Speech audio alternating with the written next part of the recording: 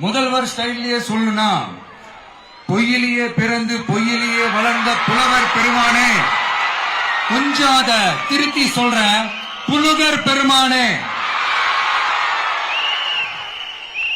அது இன்னும் பொருத்தமா இருக்கு. அவருடைய அண்ட புழுகு, ஆகாச புழுகு என்ன தெரியுமா? பெண்களுக்கு பாதுகாப்பு தமிழ்நாட்டில் எங்க போனாலும் கொட்டி கிடக்குதா. அப்படி அது உண்மைனா அண்ணா யூனிவர்சிட்டி அந்த பொண்ணுக்கு ஏன் சார் அப்படி ஒரு கொடுமை நடந்துச்சு? கோவை கல்லூரி பெண்ணுக்கு ஏன் சார் அப்படி ஒரு கொடுமை நடந்துச்சு? பெண் குழந்தைகள் பாதிக்கப்படுறதா கிட்டத்தட்ட 1000க்கும் மேலான போக்சோ கேசுகள் ஏன் சார் பதிவானுச்சு? போதைப் பொருள் கலாச்சாரம் கண்ட்ரோலே இல்லாம அது பாட்டுக்கு தாறுமாற எங்கேயோ போய்கிட்டு இருக்கு. வயலன்ஸ் எல்லாம் தலைவிரிச்சு ஆடுது.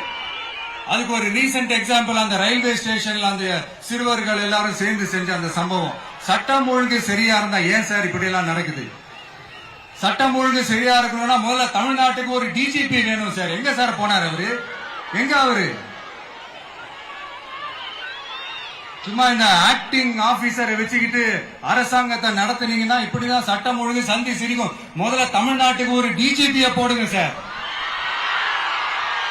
அதுக்கப்புறமாச்சும் சட்டம் ஒழுங்கு சரியாகுதான்னு பார்ப்போம். சரிப்பா, கேள்வியா கேட்கிறீங்க, நீ வந்தா என்ன செய்வ அதானே கேட்கிறீங்க. கரெக்ட், கேட்கணும். மக்களோட அடிப்படை தேவைகளை தீர்க்கிறது தான் நம்மளுடைய ஃபர்ஸ்ட் வேலையே.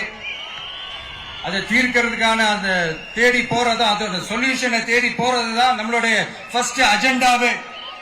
கொஞ்சம் வெயிட் பண்ணுங்க, தேர்தல் அறிக்கை ரெடி ஆயிட்டு இருக்கு. தெளிவான ஒரு தேர்தல் அறிக்கையாவது வரும். என்ன நம்புற உங்களை நான் டிசப்பாயிண்ட் பண்ணவே மாட்டேன்.